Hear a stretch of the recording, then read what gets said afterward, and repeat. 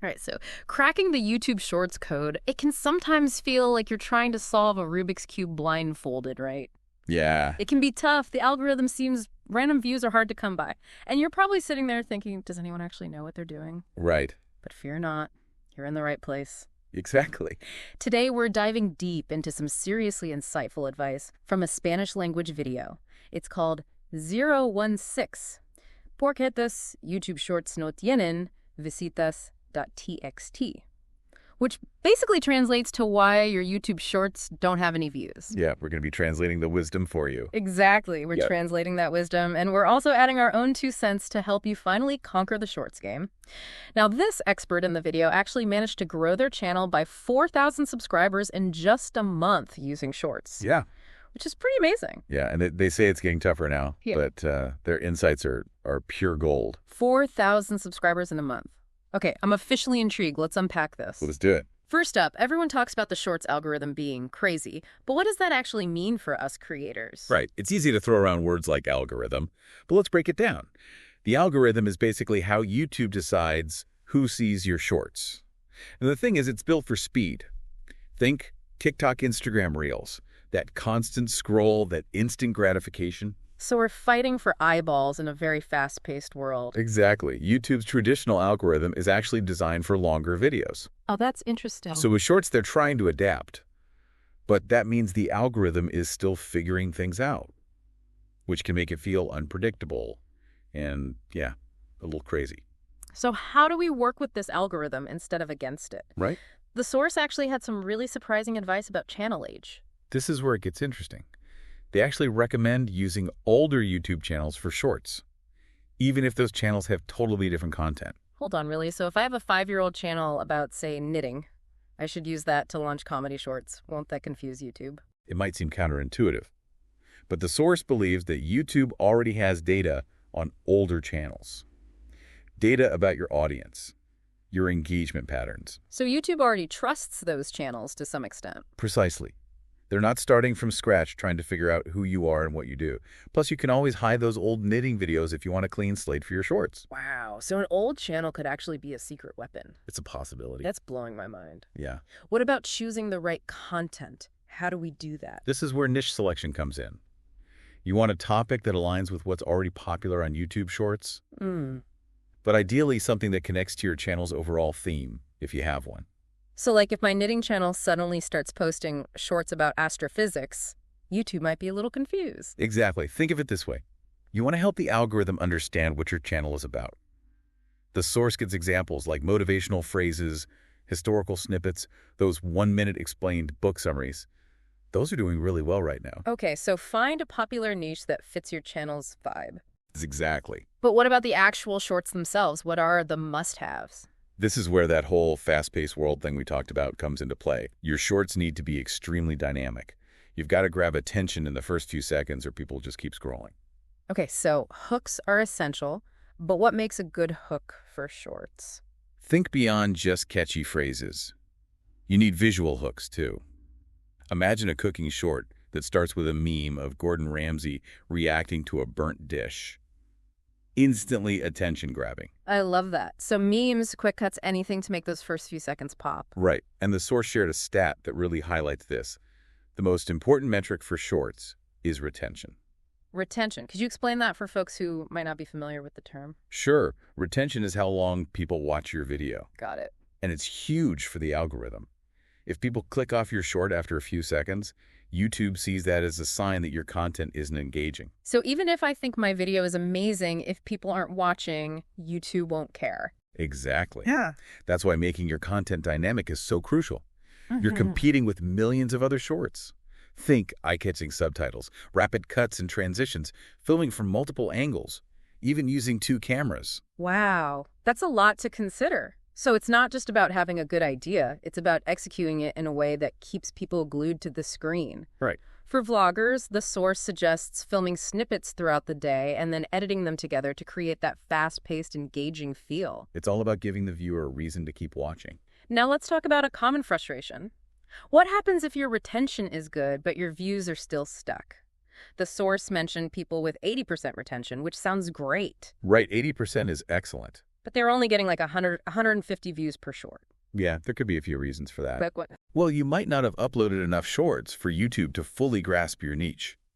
Or even if your retention is good, the topic itself might not be relevant or interesting enough to a wider audience. It's like trying to sell vegan burgers at a steakhouse. You might have a great product, but it's the wrong crowd. Okay, so even with good retention, the right niche is key. Absolutely. And this brings us to a final tip from the source that I found particularly intriguing. Okay. They call it the scheduling secret. Okay, I'm all ears. Spill the tea. Instead of just uploading and publishing your shorts immediately, they suggest scheduling them or keeping them private and then making them public later. Wait, scheduling shorts? Is that even a thing, and why would that matter? It's a tactic that many creators swear by, and it might have something to do with how the algorithm assesses new content. So by scheduling, we're kind of tricking the algorithm into thinking our content is fresher. Or maybe it just helps with consistency. It's hard to say for sure, and the source doesn't go into specifics, but they claim it can positively impact your short's performance. So this is like a little hack we can try. Interesting. This is already so much more than just make sure your video is good. That's just the tip of the iceberg. Yeah. We're just getting started. All right, I'm ready to dive deeper. Let's keep going. Let's go. What's fascinating is that we're starting to see this bigger picture, right? It's not just about making a good video. It's about understanding how YouTube thinks. It's like we're learning to speak the algorithm's language. Exactly. And this whole scheduling thing, that's a whole new layer I hadn't even considered. It really speaks to the strategic side of YouTube Shorts. Yeah. It's not enough to just create great content. You have to deliver it in a way that the algorithm understands and rewards. Okay, so to recap, we've got the fickle algorithm, the surprising advantage of older channels, the importance of niche selection, and the need for dynamic content with strong hooks. That's a lot to process, but how do we put all this into action? Well, first, I think it's important to remember that there are no guarantees with the YouTube algorithm. It's constantly changing and evolving. So even if we do everything right, there's no magic formula for viral success.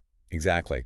But by understanding these key insights and applying them strategically, you can definitely increase your chances of creating shorts that resonate with viewers and perform well on the platform. So it's about playing the game smart, not just playing the game. Precisely.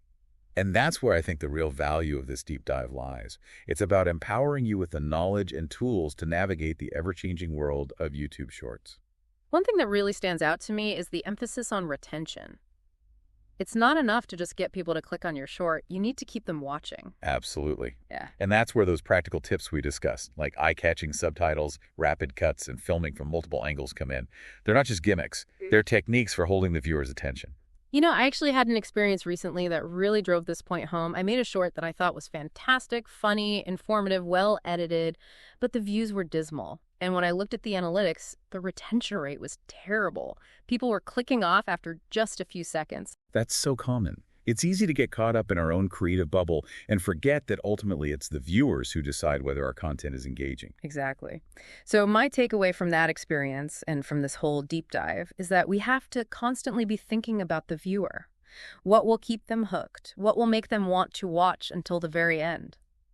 And I think that's a fantastic point to end on, because at the end of the day, creating successful YouTube Shorts is about connecting with an audience. It's about telling stories, sharing information, or just making people laugh in a way that resonates with them. And the technical stuff, the algorithm, the scheduling, those are all just tools to help us reach that audience. Exactly. They're means to an end. Yeah. So as we wrap up, I want to leave you with a question to ponder. Ooh, I love a good challenge. Hit me with it. Given everything we've learned today about the YouTube Shorts algorithm, about niche selection, about creating dynamic content, and even about that scheduling secret, what one change will you make to your next YouTube Short to boost its chances of success? That's a powerful question.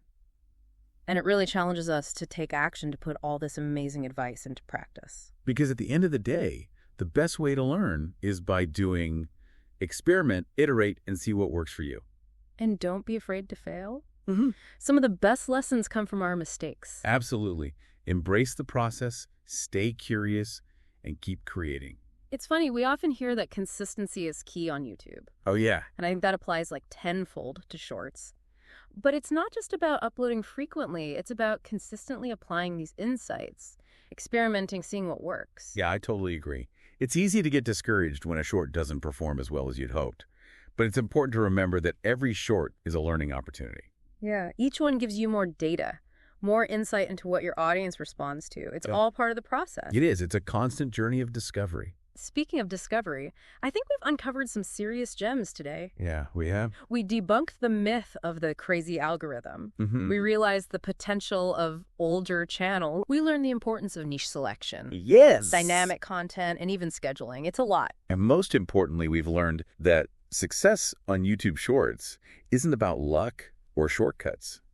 It's about understanding the platform, Right. understanding your audience, and creating content that connects with them on a meaningful level. So to all you listeners out there, are you ready to take your shorts game to the next level? You don't need fancy equipment or 1 million subscribers to create amazing content. That's true. You just need passion, creativity, and a willingness to learn and adapt. Beautifully said. And who knows, maybe one day you'll be the one sharing your short success secrets with the world. That's the dream, right? Right. To inspire and empower others to create their own success stories. Absolutely. Well, on that note, it's time to wrap up our deep dive into the world of YouTube Shorts. Mhm. We hope you surfaced with valuable insights, Yeah, a renewed sense of inspiration, and maybe even a few aha moments. I hope so. Until next time, keep diving deep, keep experimenting, and keep creating amazing content. We'll be here to guide you along the way.